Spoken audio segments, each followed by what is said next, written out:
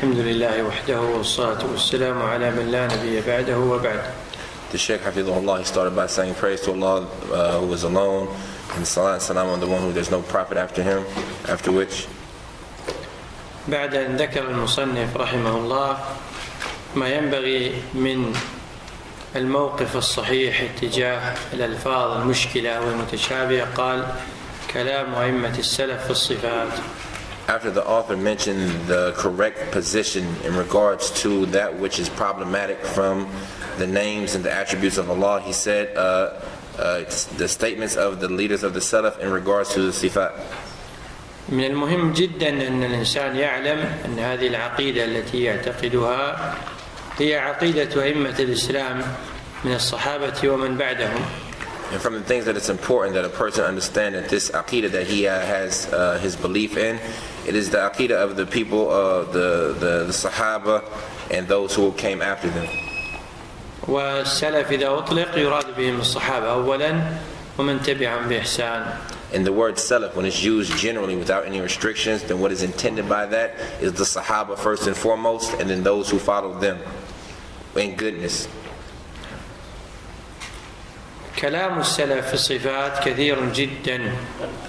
The statements of the Salaf in regards to the sifat are plentiful. ويدور كلامهم حول قضيتين أساسيتين. And their statements all are based around two major statements.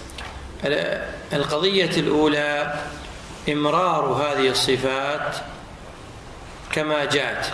The first issue is that the sifat be left as they came, بدون التعرض لكيفياتها ولا ردها.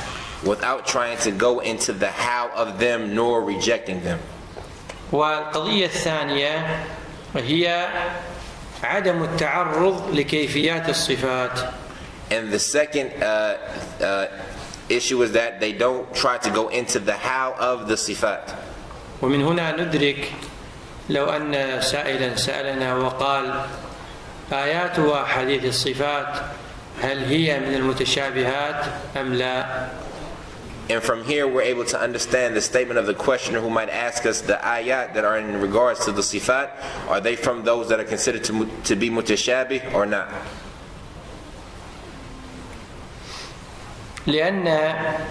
لأن نعلم جميعا أن معاني آيات الصفات وأحاديث الصفات واضحة. Because we all know that the meaning of the ayat of the sifat and the hadith that are in regards to the sifat, the meaning is clear. من هذه الحيثية فآيات وأحاديث الصفات ليست مشكلة. So from this point, then the ayat and the hadith in regards to the sifat are not to be considered problematic. ولكن كيفيات هذه الصفات غيب عنا. But in regards to the how of the sifat, and this is something that is hidden from us. ومن هنا فهي من المتشابهات. And so from this point of view, then they are considered to be from the mutashabihat. وأهل البدع لا يفرقون بين القضيتين. And the people of innovation, they don't differ or they don't put a difference in between these two issues. ولذلك جعلوا آيات وحديث الصفات كلها متشابهة من كل وجه. And for that reason they made the ayat in regards of sifat and likewise the hadith in those regards, all of it is from the mutashabihat. وأما أهل السنة وعلى رأسهم السلف الصالح فإنهم يقولون معاني الصفات واضحة وكيفياتها متشابهة لا نخوض فيها. And as far as the people of the Sunnah and they all say that the meaning of the sifat is the ayat of sifat is clear, but as far as the kayf, then this is from the mutashabih and we don't know how it is.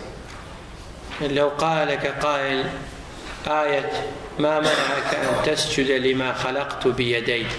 So if a person said to you the verse, the translation of is which what prevented you from prostrating to that which I've created with my two hands? فماذا تقول؟ تقول هذه الآية ليست من المتشابهات إلا من جهة كيفية اليد. And so you would say that this ayat is not from those things that to be considered mutashabih, except from the aspect of how the hand is. لأن اليد معناه معلوم في اللغة وهو ما يتناول به. And because the word hand or yad in the language is something that is understood in the language, and that is that which yutanawal would be that which you take with. وهكذا النزول والمجيء كما سيأتي معنا. And likewise the nuzul or the descending and the coming as it's going to come, what those meanings are. قال الإمام ابن قدامة رحمه الله قال الإمام أبو عبد الله أحمد بن محمد بن حنبل رضي الله عنه. The Imam Ibn Qudamah rahimahullah, he said that the Imam Abu Abdullah Ahmad ibn Muhammad ibn Hanbal, he said radiyallahu anhu, في قول النبي صلى الله عليه وسلم إن الله ينزل إلى السماء الدنيا. in the statement, in regards to the statement of the Prophet sallallahu alaihi wasallam, that verily Allah descends to the lowest sky, وإن الله يرى في القيامة. and that Allah will be seen in the day of judgment. وما أشبه هذه الأحاديث. And that which is similar to it from the hadith, نؤمن بها. that we have iman in them. ونصدق بها. And we have belief in them. لا كيف ولا معنى. And we don't talk about the how and nor the meaning. ولا نرد شيئا منها. And we don't reject any of it. ونعلم And we know أن ما جاء به الرسول حق. everything that the Messenger sallallahu alaihi wasallam came with is truth. ولا نرد على رسول الله. And we don't reject anything from the Prophet sallallahu alaihi wasallam. ولا نصف الله بأكثر مما وصف به نفسه. And we don't describe Allah with anything, with more than that which He's described Himself with. بلا حد ولا غاية. Without any had or ghaya. ليس كمثله شيء وهو السميع البصير. The translation of which is there's nothing like His likeness, and He is the all-hearer, the all-seer. ممتاز الحين حفظت ترجمة الآية. ونقول كما قال. And we say like He says. ونصفه بما وصف به نفسه. And we describe Him by that which He's described Himself with. لا نتعدى ذلك. And we don't go past that. ولا يبلغه وصف الواصفين. And it doesn't reach Him the description of those who describe Him. نؤمن بالقرآن كله محكمه ومتشابهه. We have iman in the Quran in regards to all of it, that which is muhkam from it and that which is mutashabih. ولا نزيله عنه صفة من صفاته. And we don't remove from Him any of the sifat from His sifat. لشناعة شنعت. يعني أقوال بذيئة تقال عنه. But regardless of the bad statements or disrespectful statements that might be said about us. ولا نتعدى القرآن والحديث. And we don't go past the Quran and the hadith. ولا نعلم كيف كنه ذلك. And we don't know how the essence of that is. إلا بتصديق الرسول صلى الله عليه وسلم. Except that we believe in the Messenger sallallahu alaihi wasallam. وتثبيت القرآن. And we establish the Quran. طبعا كلام الإمام أحمد انتهى مع نهاية الآية وهو السميع البصير.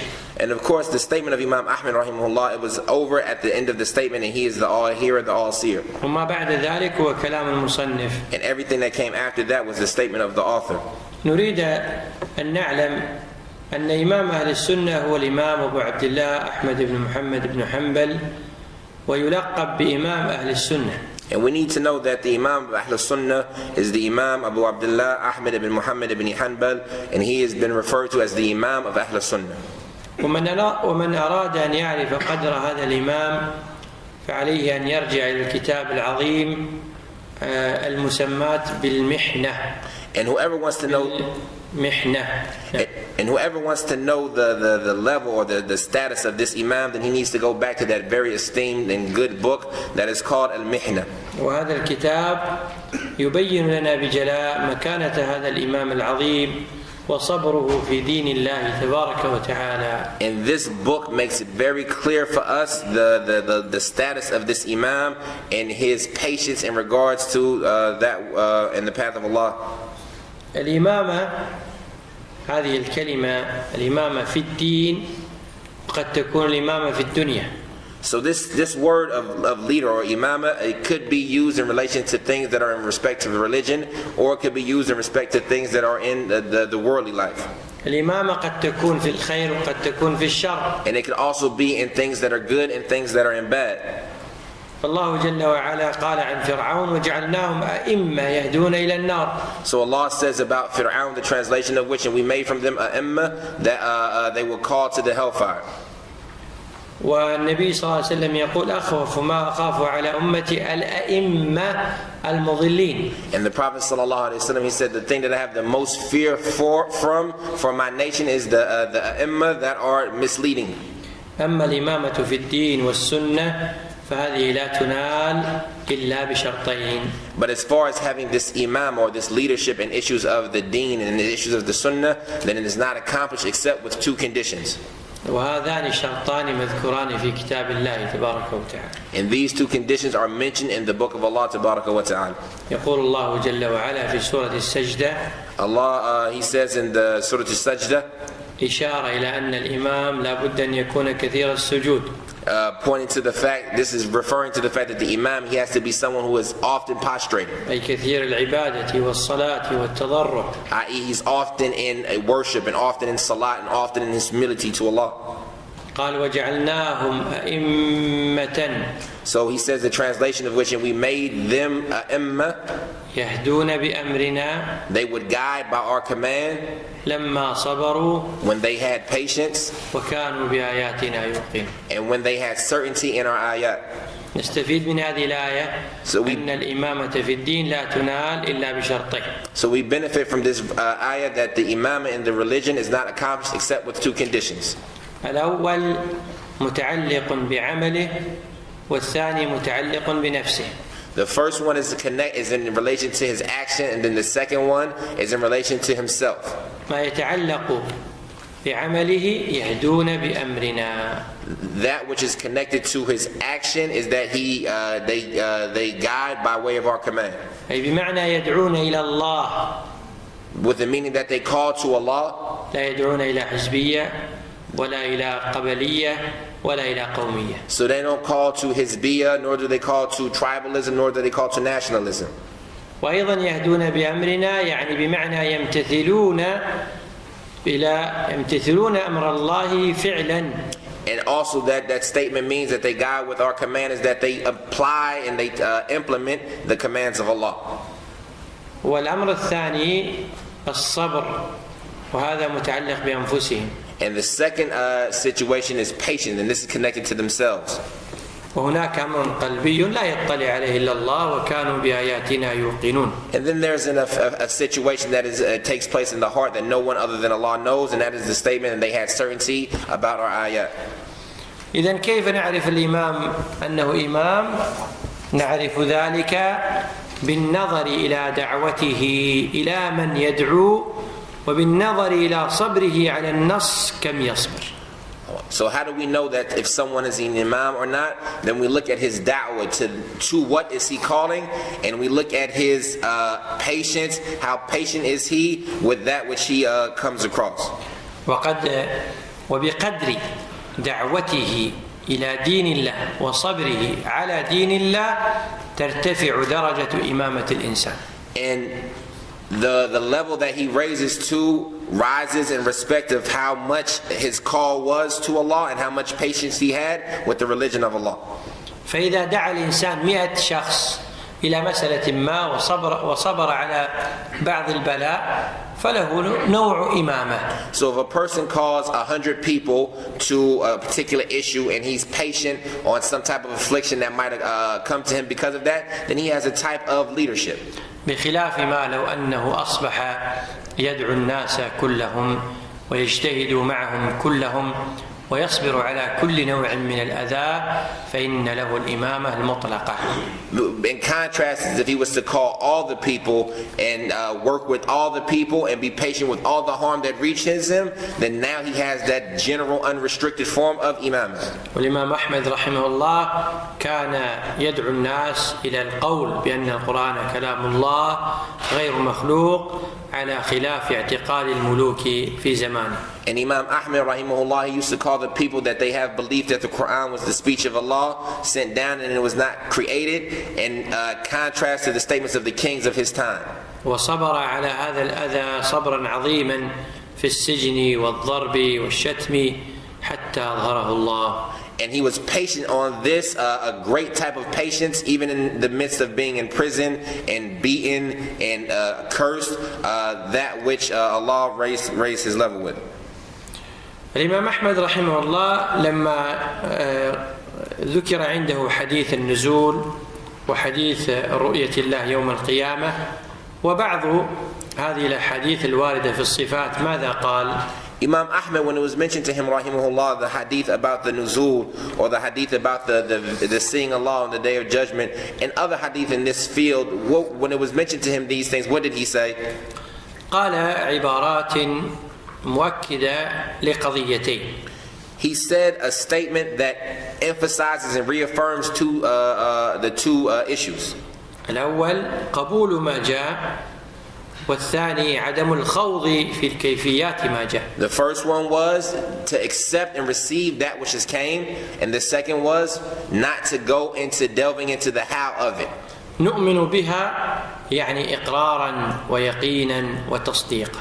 He says we have iman in it, meaning that we have an affirmation and we agree to it, and we affirm it and we have belief in it. ونصدق بها أي نعلم أن هذا صدق. And the statement that we believe in it, the meaning that we know that it's true. لا كيف أي بمعنى لا نعلم كيف ذلك. And the statement without how, meaning that we don't know the how of those things. ولا معنى لهذا الكيف. Meaning in the statement and without the meaning we don't know the meaning of how this كيف or the how is. والمراد أن هناك بعض الأشياء لها كيفيات يمكن للإنسان أن يتخيله ولكن لا يستطيع أن يقوله، فالإمام يقول لا كيف ولا تخيل لهذا الكيف. And what is meant here is that there's some things that maybe a person might not know the how, but he can kind of imagine how it is. So what the Imam was trying to get to with this statement is that we don't know the how, nor can we imagine this type of how. ليس المعنى من هذه العبارة المنقولة عن الإمام أحمد أن لا نعلم معاني هذه الأحاديث. And it is not intended by this statement that was transmitted from Imam Ahmed that we don't know the meaning of these ahadith. فإن المعاني في مثل هذه الأحاديث أظهر من معاني آيات الأحكام. Because verily the meaning from these ahadith is more apparent than the meaning from the hadith of actions or like ahkam or judgments. يعني مثلا الآن لو سألنا أي طفل صغير أو شاب يرحمك الله عربي قلنا له ما معنى قوله تعالى والذين يظاهرون من نسائهم ربما لا يفهم معنى المظاهرة. So for instance, if we were to ask any young child or any young boy from those who understand the Arabic language, what's the meaning of the statement of Allah that's translated to mean, and those who do dhihar from their wives, maybe he doesn't know the meaning of this. لكن لا يوجد أحد يفهم العربية تقول له إن الله يرى يوم القيامة يقول ما أدري وش معنى يرى. But you won't find anyone from who understands the language of Arabic that you say to him that Allah will be seen on the day of judgment, he'll say I don't know what that means. نسوي تجربة. Can we try to test this out? ما معنى إن الله يرى يوم القيامة؟ ها؟ ما؟ تعرف عربي؟ زين، وش معنى لما يقول لك واحد الله نشوفه يوم القيامة؟ وش معنى؟ نشوف واضح. طيب وش معنى والذين يظاهرون من نسائهم؟ تفهم معناه؟ الله هذا مثال واضح. تعرف عربي؟ ها؟ ما تعرف العربية؟ طيب الشيخ يعرف عربية، نسأله الآن سؤال بس نخشى أن يكون فقيها. ها؟ نخشى أن يكون فقيها. الآن لو سألنا قلنا الله يقول الله جل وعلا فإن طلقها من بعد فلا تحل له، فإن طلقها من بعد فلا تحل له حتى تنكح زوجا غيره. ما المراد بالنكاح؟ الملامسة أو العقد أو الوطأ؟ الوطأ. طيب جواب خطأ. شوف الآن هو عربي وأعطيته الخيارات ووقع في الجواب الخطأ. لكن لما نسأله ونقول له إن الله جل وعلا يأتي يوم القيامة لفصل القضاء يوم القيامة، تدرك معنى يأتي ولا ما تدرك؟ كل واحد يدرك. والله إن آيات الصفات أظهر معنى من آيات الأحكام. So he set some examples for this, and we tested this out. And at the end of it all, it's just that we understand. So with the test, they proved to be successful, and we know that the meaning and the meanings of the attributes is most clearest of things. ترى الجواب الوطء مع العقد. لأن الوطء بدون عقد ما يصح. طيب. إذن لما يقول الإمام أحمد أو غيره من أهل العلم لا كيف نفهم ما معناه، ولما يقول ولا معنى أي ولا معنى متصور لهذا الكيف ليس لللفظ. So when Imam Ahmed or other than him from the people of knowledge they say la kayf or without how, then we understand what they meant by that. لماذا؟ لأن إذا قلنا أن هذه الأحاديث والآيات الواردة في الصفات لا معنى لها صارت مثل الكلمات التي هي الغاز. So he said that. So when Imam Ahmed or other than him say this type of statement, then we know that it's not meaning that they don't nothing. They say la ma'na, meaning that they don't know any meaning that's made up for this how, and not that we don't know the meaning of the word itself. Because if we were to say that these words don't have any meaning, then these type of words become just like useless, like empty statements that don't have anything. أحد منكم حافظ القرآن؟ Have any of you memorized the Quran? كله ولا جزء منه؟ كله؟ يعني. طيب. من يعرف ما معنى كاف ها يا عين صاد؟ So he asked the question, who understands the meaning of these letters that kaf ha ya ain sad? ما تعرفون معناه. لأن هذه أحرف. والأحرف في اللغة العربية لا معاني لها. لما واحد يجي يقول ما معنى ألف باء تاء ثاء، ألف حرف باء حرف تاء حرف كاف حرف هاء حرف يا حرف، فنحن لا نستطيع أن نعرف المعنى، لكن نسأل ونقول ما الحكمة من إيراد هذه الأحرف، فهنا يمكن أن نعرف الجواب. نعم. So he says that the reason we don't know the meaning is because these are letters, and letters in the Arabic language, they don't have meanings by themselves. If somebody comes to you and asks you what's the meaning of alif, ba, ta, you say alif is a letter, ba is a letter, ta is a letter. So likewise kaf, ha, and yeah, they're all just letters.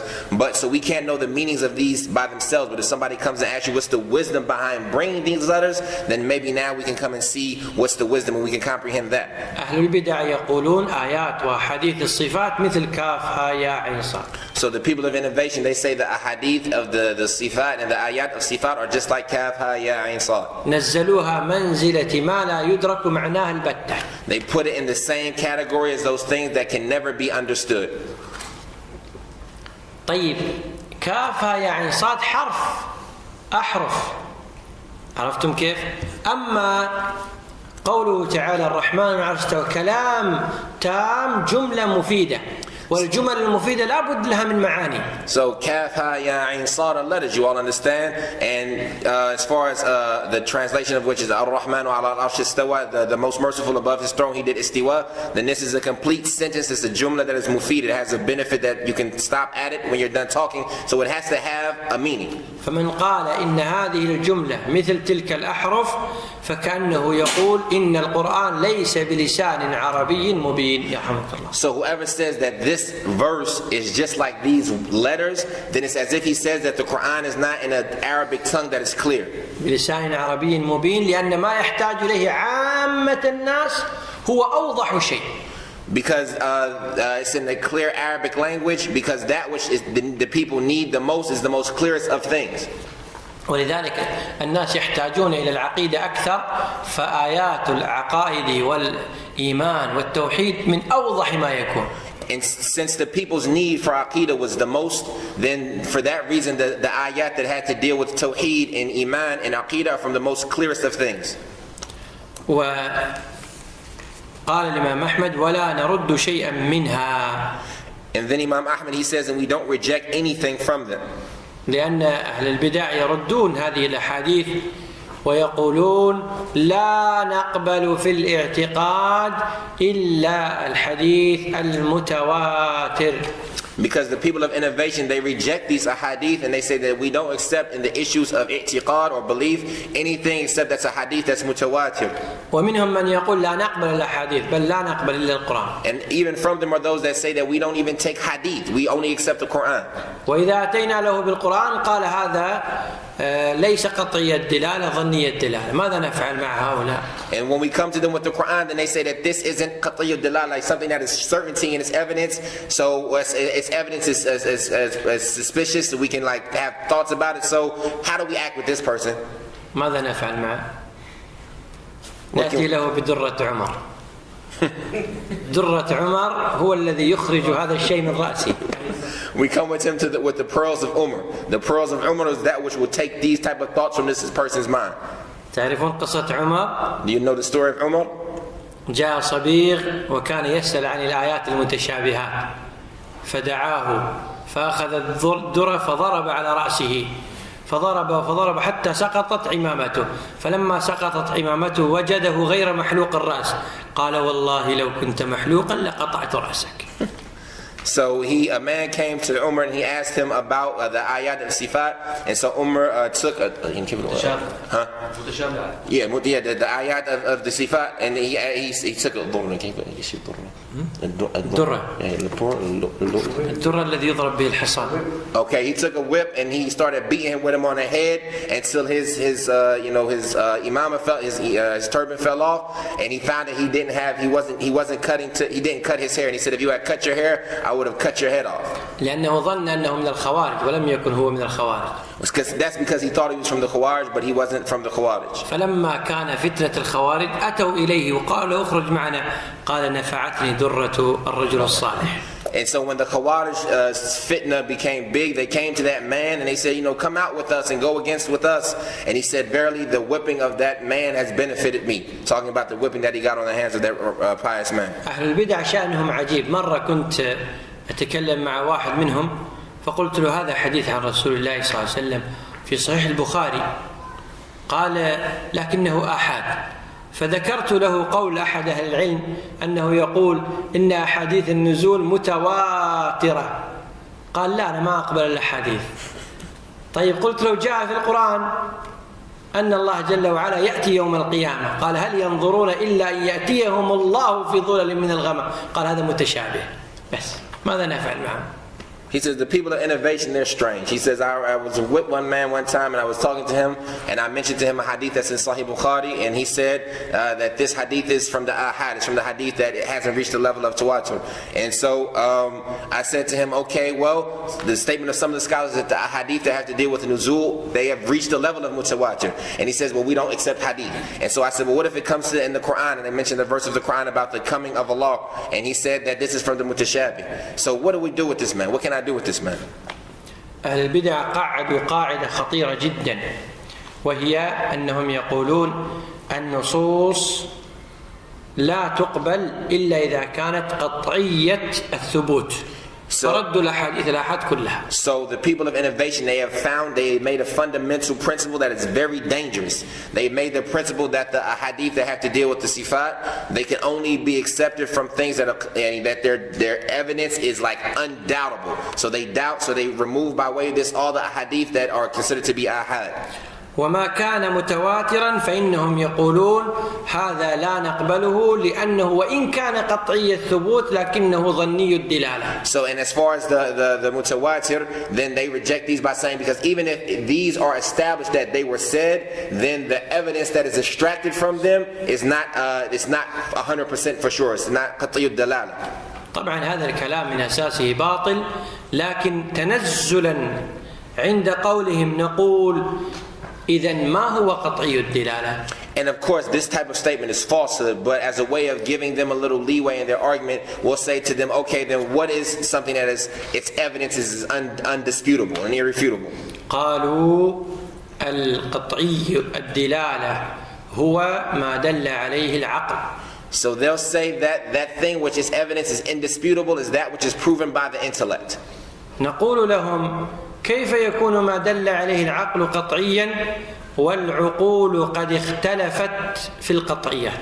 So we'll say to them, how can that which is evidence is irrefutable be that which the intellect proves, even though the intellects differ about that which is irrefutable? فعقل الفيلسوف النصراني يثبت التثليث. Because, so for example, the intellect of the philosophy or the philosopher Christian will establish the Trinity. وعقل الفيلسوف البوذي يثبت البوذية. And the intellect of the Buddhist philosopher will establish the divinity of Buddha. وعقل الفلسفي الدهري ينكر الديانات. And the intellect of the philosopher who talks about the dahri, they deny all the diyanat, all the religions. بل إن فلاسفة المسلمين فيما بينهم من أشد الناس اختلافا. So even more, the Muslim philosophers between themselves are from the most severe people in disagreement. حتى أوقعوا أتباعهم في الحيرة. So much so that it landed their followers in confusion. يقول إمام من أئمتهم وهو في كتابه نهاية إقدام نهاية الكلام للشهرستاني وهو من أئمتهم، يقول في مقدمة كتابه هذا، يقول إني لأضع رأسي على وسادتي ويخرج الصبح ولا أدري أين الحق. قالوا وقلنا فقالوا فقلنا ما ندري وين الحق. So he said that so much so that one of their leaders from those who have reached high levels from them said in his book Nihayat al-Iqdam al-Qul, he said that his name was Shahristani. He said that he would say, I would lay down on my bed at night and I would get up in the morning and I wouldn't know where the truth was. And he mentioned some of his statement, but the end result of it was he would basically be completely lost about what was the truth. وقال أبياتا ما يحتاج إلى ترجمة: نهاية إقدام العقول عقال وغاية سعي العالمين ضلال ولم نستفد طول عمرنا سوى أن جمعنا فيه قيل وقال. And then he mentioned some poetic verses from one of their leaders, then we're not going to translate it all. كان والدي رحمه الله يقول: أمضيت 15 سنة في طلب العلم، 10 سنوات في طلب علم الفلسفة والمنطق، ولو كنت أمضيت هذا العمر في طلب الحديث لكنت اليوم من كبار المحدثين. He said his father used to tell him that he spent 15 years seeking knowledge. 10 of those years was in the knowledge of philosophy. And if he had spent that time seeking the knowledge of hadith, he would have become, inshallah, from the highest scholars of hadith. عقل الجهمي الفلسفي يقول إن الله ليس له اسم ولا صفة. The intellect of the Jahmi, the philosopher, his intellect says that Allah doesn't have any names nor any sifat. وعقل المعتزلي يقول لا نثبت الأسماء دون الصفات. And the intellect of the Mu'tazili, he says no, we can establish the names but we'll negate the sifat. وعقل الأشعري والماتريدي يقول لا نثبت 8 صفات فقط مع الأسماء. And the intellect of the Mu'tazili or the Maturidi, he says no, we'll establish the names with only 8 attributes. وعقل الكلابي يقول نثبت كل الصفات إلا الصفات الفعلية. And the intellect of the Kullabi, he says we'll establish all the attributes except the attributes of him doing something. فالآن ما هو القطعي من هذه العقول؟ So now, which one is the irrefutable intellect from all of these? لا يمكن أن يكون أحد من هذه العقول قطعيا. It's not possible that any of these intellects be something that's irrefutable.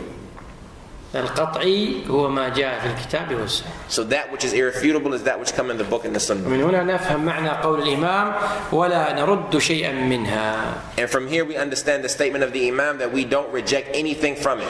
ونعلم أن ما جاء به الرسول حق. And we know that what the messenger came with is true. هل النبي صلى الله عليه وسلم لما يصف ربه يصفه عن علم أو لا؟ So the Prophet sallallahu alaihi wasallam, when he describes his Lord, would he be describing him with knowledge or without? عن علم. ما يمكن المسلم إلا أن يقول عن علم وإلا كفر. He would be doing it with knowledge. It's not possible that a Muslim say anything other that he was doing it with knowledge, and if he did so, then he'd become from the kuffar. طيب هو أخبر الناس وقال إن ربكم في السماء. قال ربنا الله الذي في السماء. Okay, so here we have him informing the people, and he said that he is Allah في السماء. He said ربكم في السماء. وخبره حق، فماذا يجب علينا إذن؟ And his statement is true, so what's obligatory upon us at that point in time then? القبول والإذعان والانقياد. That we accept it and submit to it and follow it. ولا نرد على رسول الله صلى الله عليه وسلم. And we don't reject anything from the Prophet sallallahu alaihi wasallam. ترى أهل البدع سيء الأدب مع النبي صلى الله عليه وسلم وإن أظهروا الاحترام.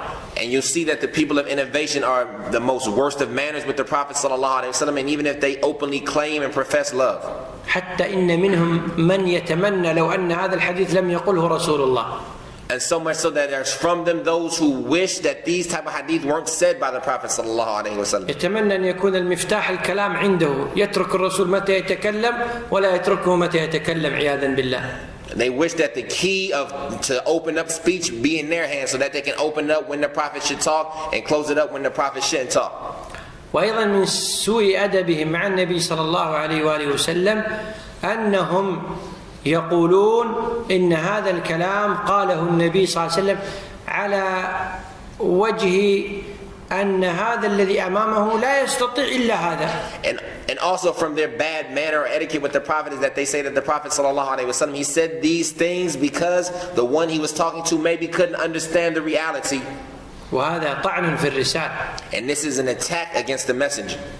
قال الإمام أحمد ولا نصف الله بأكثر مما وصف به نفسه. And Imam Ahmad, he says, and we don't describe Allah with anything more than that which he's described himself. لماذا لا نصف الله بأكثر مما وصف به نفسه؟ So why don't we describe Allah with more than he's described himself with?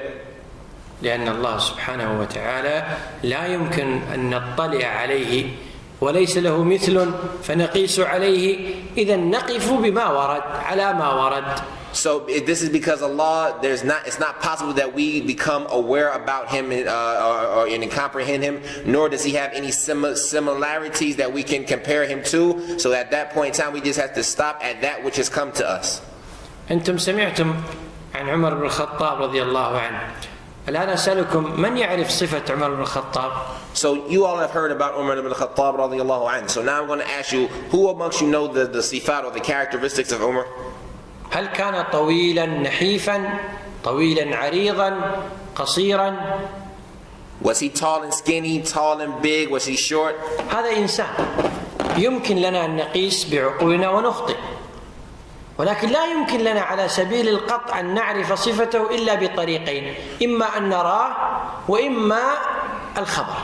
And this is a human being. It's possible that we can make use as similarities to compare and make a thought about him, and maybe we'd be right and maybe we'd be wrong, but it's not possible for us to know him with certainty except by two ways: either that we see him or that we have been informed about him. إذا كان عمر في الزمن الماضي بالنسبة لنا غيب، لا يمكن أن نطلع على صفاته إلا بالرؤية أو بالخبر.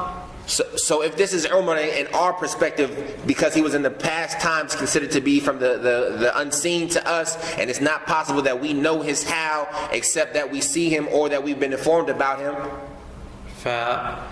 فجبريل عليه الصلاة والسلام أخبر النبي صلى الله عليه وسلم أن له 600 جناح. كيف ركبت هذه الأجنحة؟ And also Jibril alayhi salatu wasalam, he informed the Prophet that he has 600 wings. How is the structure or the build of these 600 wings? النبي صلى الله عليه وسلم أخبر أن له 600 جناح، لم يخبر كيف ركبت، فكيف نقيس الآن؟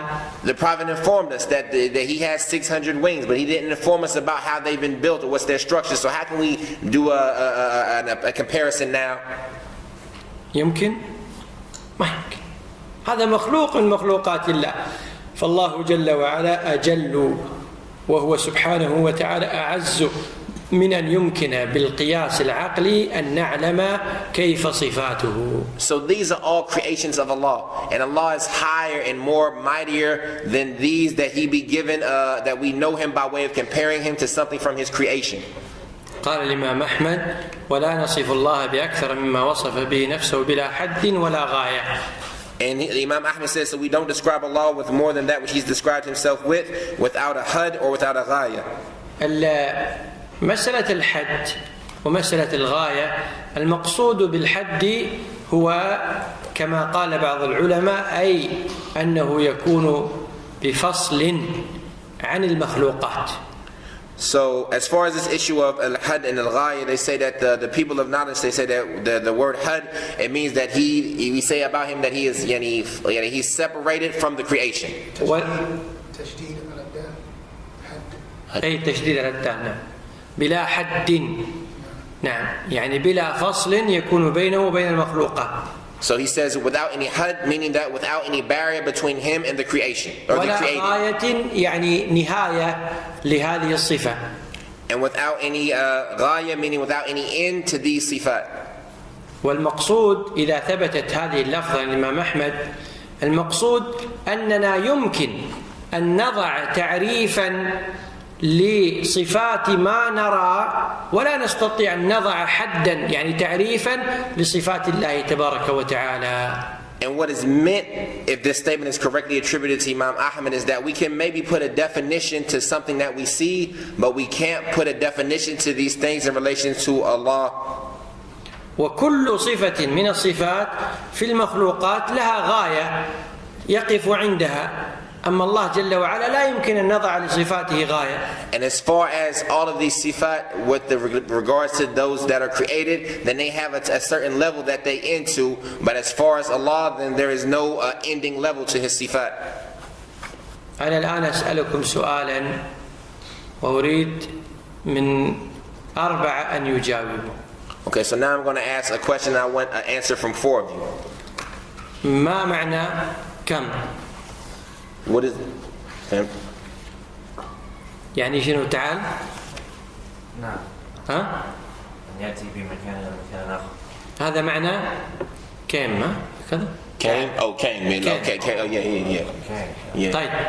ها؟ Yeah, good. ما معنى كم؟ سيم. جاء. ها؟ سيم. طيب. 1 2 3 4. كيف جاء؟ لحظة عقيل، أنت قلت كم جاء، كيف جاء؟ أنت وأنت لماذا ما عندكم خبر؟ أنتم فهمتم المعنى، لماذا لم تفهموا كيف؟ He said, you all understood the meaning. How come y'all don't got an answer? You understood the meaning. How do y'all know the how? تعرفون لماذا؟ ها؟ ما أخبرتنا. لأني ما أخبرتكم من الذي جاء. He said, because I haven't told you who's the one who came. ما يمكن لأي إنسان أن يعرف كيفية الصفة إلا إذا عرف الموصوف. It's not possible that anyone know the how of the sifa unless they know the thing that's being described. الآن لما أسألك أقول جاءت الطائرة، كيف جاءت؟ يمكن يعني بالهواء. الهواء. طيب جاءت الباخرة كيف؟ الباخرة. السفينة. السفينة. كيف جاءت؟ يمكن جاءت على بالماء. أكيد. لما أقول لك جاء الإنسان، كيف جاء؟ يمشي أو يركب. طيب جاءت السيارة، كيف جاءت؟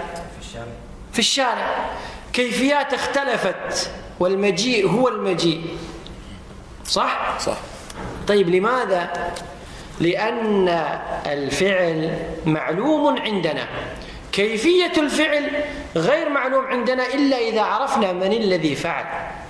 فلما نقول جاء زيد، جاء الإنسان، جاء الجني، جاء الملك، عرفتم ولا لا؟ يختلف. فلما نقول جاء ربنا وجاء ربك والملك صفا صفا، نعلم أن مجيء الله غير مجيء الملك. المجيء واحد، كل واحد يدرك معنى المجيء، فمعنى المجيء واحد، لكن كيفية المجيء مختلف باختلاف الفاعلين. So he says, so this is basically the summarization is that, so this is, we can't know the how something until we know the thing that's being described. And then with that being the case, so all of these things came, and the coming is one, but since the things are different, then their comings are different. So these are created things, and when we talk about the coming or the maji of Allah, then when Allah comes, and then we know that it's different, for instance, from that of the angels. So it's not possible for us to know the how of something unless we know the way that the thing that is being described. الآن لما قلنا جاءت الطائرة يمكن أن نضع تعريفا لمجيء الطائرة وغاية لمجيء الطائرة. So now when we talked about how we said that the plane came, it's possible that we'll put a definition or a description of how the plane came and to a limit that the coming of the plane is. وكل شيء ندرك ذاته يمكن أن نضع له حدا لأفعاله وغاية لأفعاله. And everything that we understand the how of it is, then it's possible for us to put a definition for it and a limit to what it can do.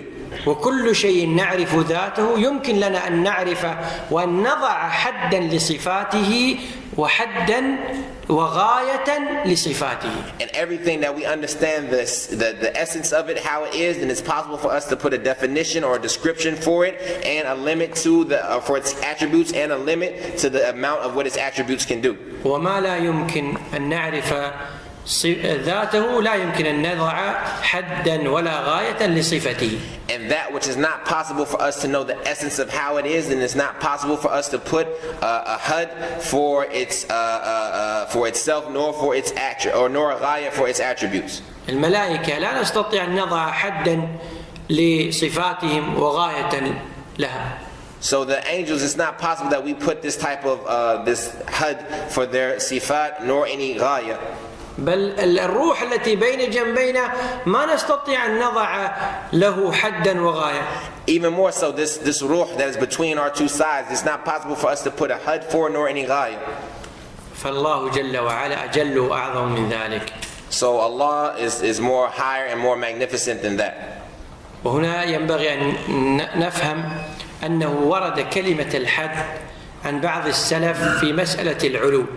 And for here, it's important that we understand that this word had has come with some of the salaf in the issues in regards to the issue of ascension. سئل الإمام عبد الله بن المبارك رحمه الله قال ربنا فوق العرش قال نعم قال بحد قال نعم.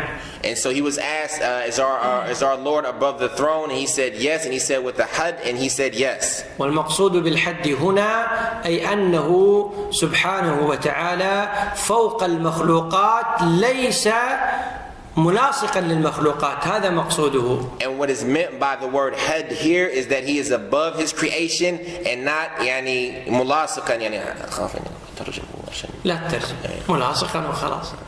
وقد نقل شيخ الإسلام ابن تيمية أقوال السلف في مسألة الحد في الاستواء فقال مدارها على ثلاثة أقوال. And then Shaykh al-Islam ibn Taymiyyah rahimahullah, he mentioned the issue of in regards to the salaf, the issue of this istiwa, and he said there on three things. منهم من قال بإثبات الحد أي أنه سبحانه وتعالى فوق المخلوقات منفصل. And so from them are those that mention that Allah is above everything and separate from them. ومنهم من قال هذه الكلمة نتوقف فيها حتى نستفصل. And from them are those that say that this word we stop at it until we try to get some details about it. ومنهم من نقل عنه أنه لم يتكلم في الحد. And from them are those that has been transmitted that they didn't used to talk about this had. لكن في كتاب الدارمي رحمه الله في نقضه على بشر المعتزلي الجهمي أنه قال ومن أنكر الحد فهو جهمي. And as far as, but it's mentioned on Imam al-Darimi in his book and his refutation against Bishop, the Mu'tazili, the Jahmi, he said that whoever does not say with this had, then he is Jahmi. والمراد مراده أي من لا يثبت العلو لله بمعنى أنه ليس سبحانه وتعالى محتاجا إلى المخلوقات فهو جهمي. And what he meant by that is that whoever does not establish the ascension or the highness of Allah within the fact that he is not in need of his creation, then he is a Jahmi. لا ريب أن الله جل وعلا فوق المخلوقات وليس محتاجا إلى شيء من المخلوقات. And there's no doubt that Allah is above his creation and he does not need his creation. ليس كمثله شيء وهو السميع البصير. There's nothing like his likeness and he is the hearer, the seer. هذه الآية في كتاب الإمام أحمد الرد على الجهمية يقول إنها من المتشابهات. Okay, so Imam Ahmad in his refutation against the Jahmiyyah, he says that this ayat is from the mutashabihat. لماذا؟ لأن الجهمية يستدلون بهذه الآية على نفي الصفات. Why? Because the Jahmiyyah, they use this verse to prove the prohibition of, or the negation of the sifat. كلما تأتي وتثبت لهم صفة وتثبت المعنى قال هذا المعنى موجود هنا وهنا وهنا وهو ليس كمثله شيء ويسكت. So every time you try to establish a sifa and you bring an ayat or bring something to prove a sifa, they say that this meaning is found here, here, and here, and here, and there's nothing like his likeness. ولذلك ينبغي أن نفهم أن هذه الآية ليست من المتشابهات إلا عند الجهمية. And so from here it's important that we understand that this ayat is not from the mutashabihat except with the Jahmiyyah. واستدلوا بهذه الآية المتشابهة في نفي الصفات. And they use this verse in its condition being of mutashabih and far as negating the sifat. ولو كملوا الآية لعلموا أن هذه قاعدة من قواعد أهل السنة. And if they would have completed the verse, they would have known that this is from the principles of Ahl Sunnah. لأن الآية فيها نفي المثلية وإثبات الصفات وهو السميع البصير. And in this verse because in this verse there is a negation of him being like anything, while at the same time being establishment of his sifat, and that is he is the hearer, the seer. ثم المصنف رحمه الله أكد كلام الإمام أحمد رحمه الله وقد بينا مراده وصلى الله وسلم وبارك على نبينا محمد وعلى آله وأصحابه أجمعين. And then the author he reaffirms the statements of Imam Ahmad, and we've already clarified what Imam Ahmad meant, and this is the end.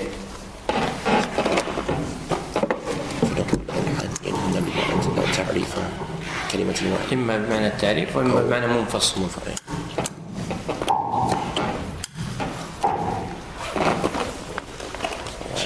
نعم.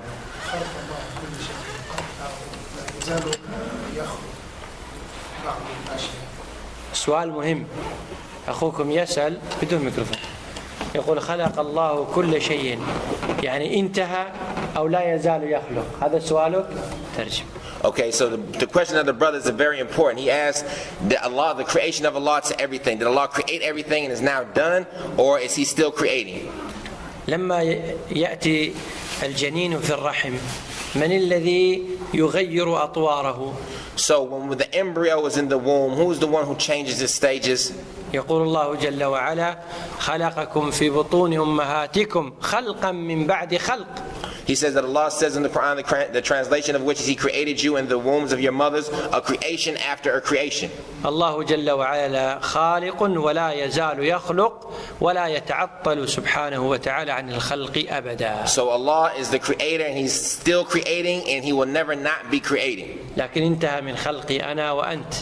But He finished from creating you and me. ولا زلنا نخلق بمعنى أننا نحتاج إلى أشياء جديدة إليه سبحانه وتعالى يسري الدماء في عروقنا والروح في بدننا حتى نبقى. And we're still being created from the aspect that we still have need from Him for certain things like the running of the blood in our veins and the soul and or the ruh in our body parts. نعم. سؤال بسيط. تفضل. هل يعني أي كتاب جيد في دوام فاعلية الرب يعني في الماضي؟ لا أعلم إلى الآن إلا كتاب لامرأة اسمها إيش؟ نسيت اسمها تسلسل. أيوة. نعم. نسيت اسمها. هل الأرجح أن نقول بقول ابن القيم في أن لم يزل كل خلق مسبوق بخلق آخر؟ نعم هذا لا شك فيه. أي الحمد لله. لا ريب فعال لما يريد. الله جل وعلا خالق أزلا ويخلق خالق أبدا. فعال أزلا ويفعل وفعال أبدا. الله جل وعلا لم يأتي يوم كان معطلا. هذه عقيدة الجهمية، وقد رد عليها الإمام الدارمي رحمه الله في نقضه على بشر. ترجم هذا كيفك؟ لا تترجم أحسن.